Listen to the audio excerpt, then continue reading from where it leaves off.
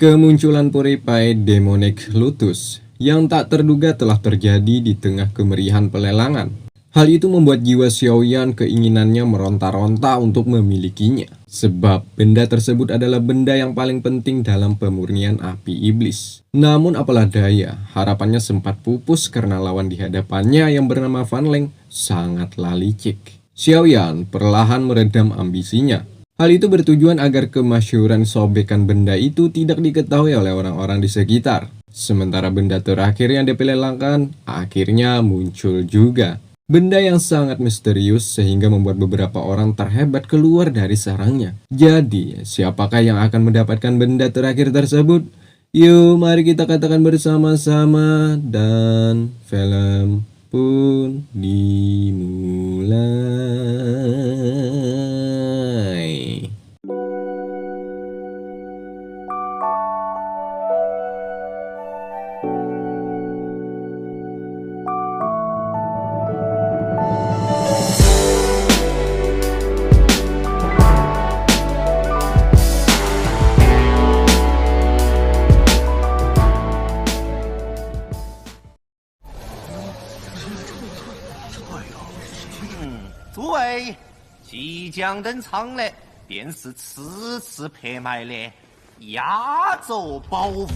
Kala itu, pembawa acara sudah bersiap untuk mengumumkan benda terakhir di pelelangan ini.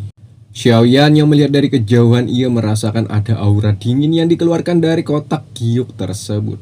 Xiaoyan pun berasumsi bahwa di dalamnya sebuah pil yang nilainya bisa saja melampaui keterampilan kelas bumi. Setidaknya sebuah benda tingkat atas, yakni tingkat 7. Yao Lao pun sedikit menjelaskan mengenai benda yang memiliki tingkatan ke-7. Untuk memurnikan pil tingkat tinggi sangatlah sukar.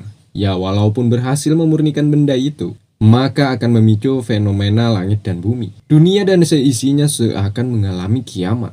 Di benua Duji sangatlah sedikit orang yang dapat memurnikannya, coy.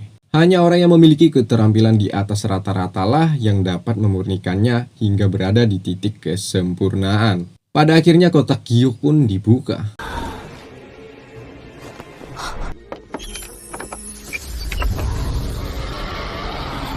Benar sekali, pil naga mistik Yin Yang namanya. Benda tersebut sudah cukup membuat semua orang yang ada di sini terpana akan kedahsyatannya.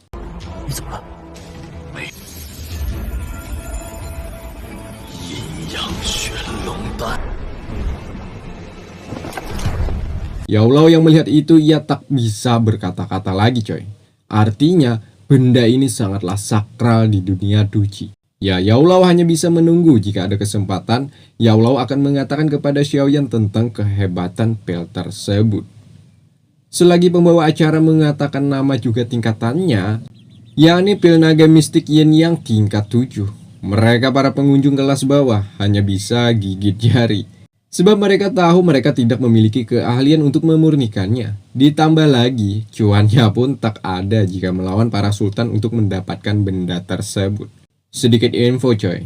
Untuk memurnikan pil naga mistik Yin Yang, memerlukan 2 inti binatang iblis naga yang sudah mati. Sekiranya kurang dari 7 hari. Tentunya binatang iblis yang disebutkan bukan sembarang binatang iblis.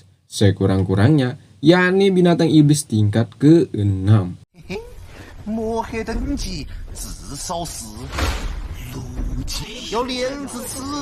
Pil tersebut juga memiliki efek ajaib yang tidak dimiliki oleh pil manapun. Sebab pil ini memiliki khasiat yang sangat maha dahsyat, yakni mampu membuat orang bertahan hidup setelah menerobos.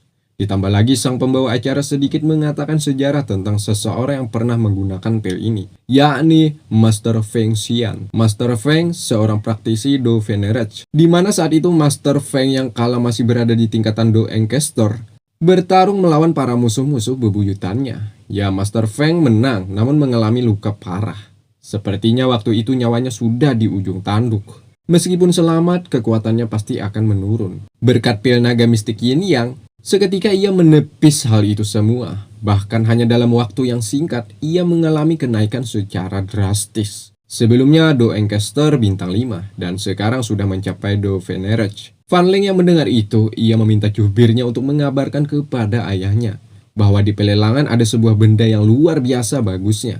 Dengan senang hati, jubir langsung on the way keluar untuk mencari ayahnya Van Leng. Kemudian Van Leng meminta si pembawa acara untuk memulai saja. Baiklah. Saat ini koin emas tak lagi cukup untuk mengukur nilai pil ini coy.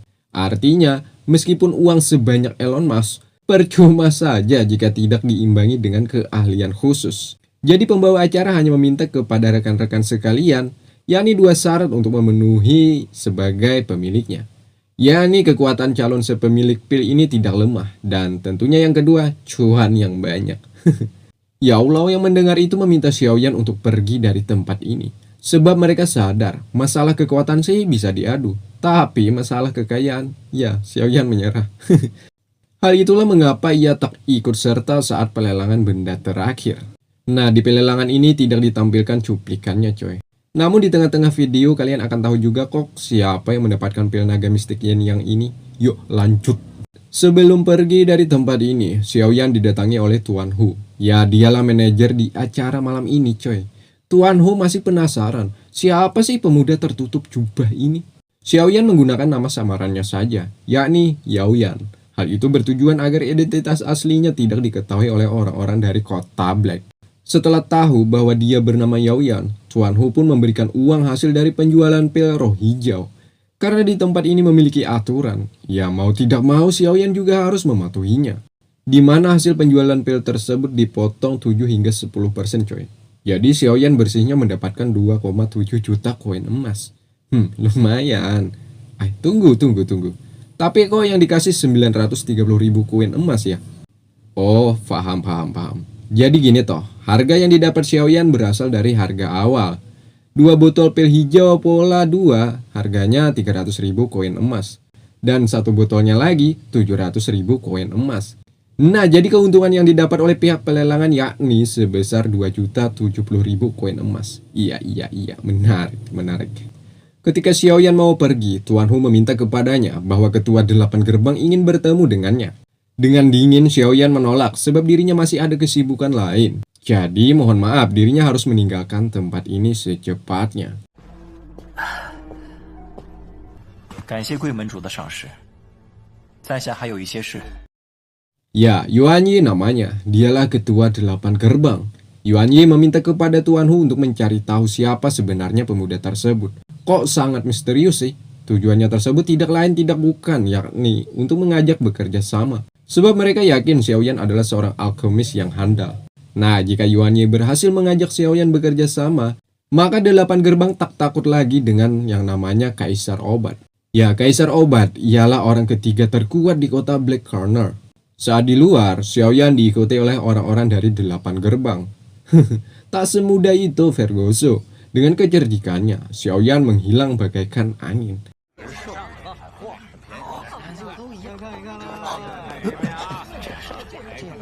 实在是太小看我了吧？人呢？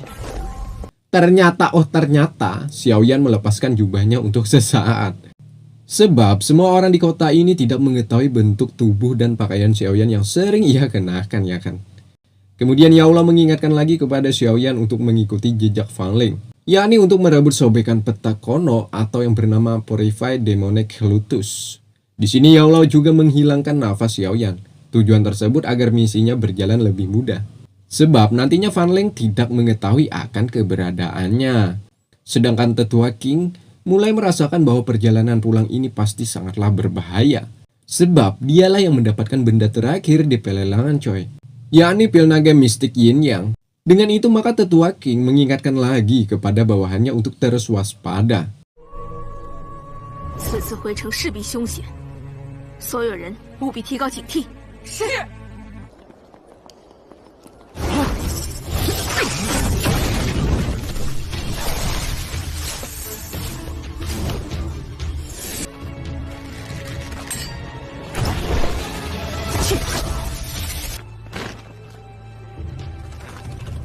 Benar sekali, di tengah perjalanan mereka disergap oleh jubir dari sekti darah. Tujuan jubir yakni untuk merebut pil naga mistik Yin Yang. Jubir sempat memberikan pilihan, menyerah untuk memberikan pil, maka nyawa tetua King akan diampuni. Atau melawan, maka akan tahu akibatnya. Mana mungkin ya kan tetua King takut dengan gertakan Pak Tua ini. Ia memilih melawan daripada harus tunduk terhadap orang-orang dari sekti darah. Alhasil pertarungan di kedua kubu pun terjadi, yakni antara sekti darah melawan kelompok ular surgawi. 嘿，就凭你们血宗这种见不得人的手段，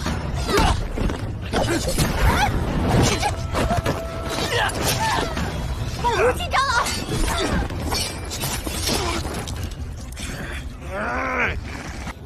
这可是自找的。 Alhasil satu persatu bawahan Tetua King berjatuhan. Sekali lagi Jubir mendesak Tetua King untuk menyerahkannya saja. Maka nyawa Tetua King akan ia ampuni. Tetua King menolak. Ia akan tetap terus melawan meski Tetua King tahu mereka dari sekti darah memiliki keterampilan bertarung yang luar biasa. Sedangkan Xiaoyan terus berlari mengiringi nafas yang ditinggalkan Fang Ling. Yao mengingatkan kepada Xiaoyan untuk terus berhati-hati, sebab di depan Yao merasakan ada nafas yang sangat menyeramkan. Kembali ke pertarungan, Tetua King mencoba membantai satu persatu anak buah dari Jubir. Ya berhasil, namun tidak terhadap Jubir, di mana Jubir sempat memberikan perlawanan yang sangat sengit.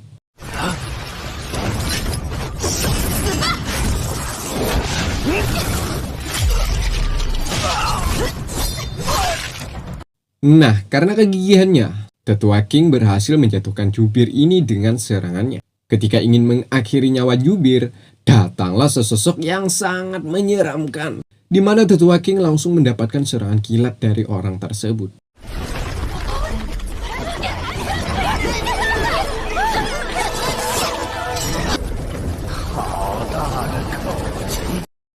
Ya, dialah Fan Lao, ayah dari Fan Ling. Ketua dari sekti darah, nomor 5 terkuat di kota Black Corner. Fan Lao meminta agar Tetua King menyerahkan pil naga mistik Yin Yang. Maka dengan itu Fan Lao akan mengampuninya. Tanpa mereka sadari ada Xiaoyan yang menyaksikan kejadian ini coy. Dimana Xiaoyan yang melihat aura dari Fan Lao, ia sangat yakin bahwa orang tersebut sudah mencapai Do Emperor yang setara dengan Hai Budung. Begitupun dengan Fan Ling. Dirinya juga ada di sini coy. Ia meminta kepada ayahnya untuk merebut pil tersebut dari tangan Tetua King yang berasal dari ular surgawi. Rupanya Tetua King tak menyerah begitu saja. Ia masih bisa bangkit dan berencana ingin menghancurkan pil bersama kotak giok ini. Maka dengan itu harapan kedua kubu sama-sama pupus untuk memilikinya. Nah, dengan kehebatan Do Emperor, Fan Lao secepat kilat merebut dari tangan Tetua King yang kala itu benar-benar ingin menghancurkannya.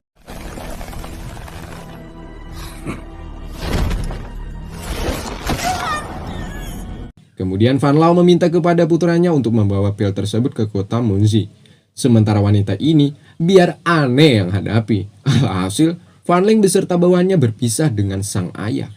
Meski tahu Tetua King ini bahwa dirinya bukanlah lawan sepadan Fan Lao, dirinya tetap bangkit dan bersiap untuk melawan. Fan Lao dengan sombongnya berucap, "Masih bisa bangkit ya? Walau ini semua hal tidak mungkin bagi Tetua King." Hahaha.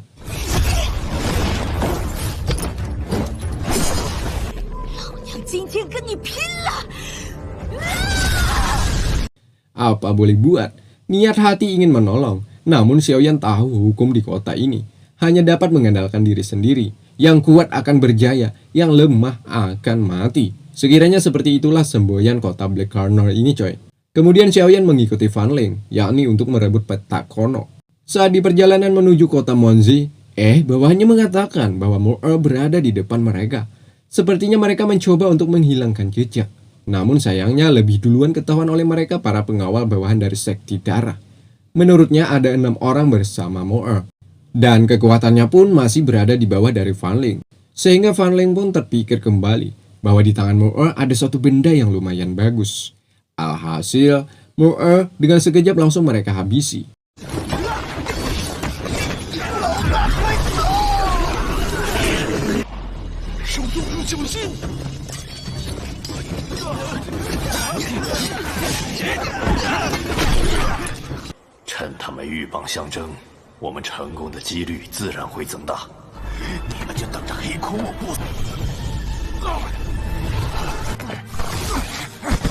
Dengan itu juga, Fan Ling mendapatkan benda dari tangan Mo'er, yakni benda yang bernama langkah 3000 petir.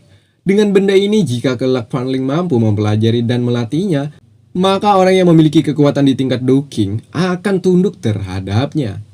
就算斗王强者，又能奈我何？ Nah, ketika di puncak hasratnya itulah, Xiaoyan menampakkan dirinya.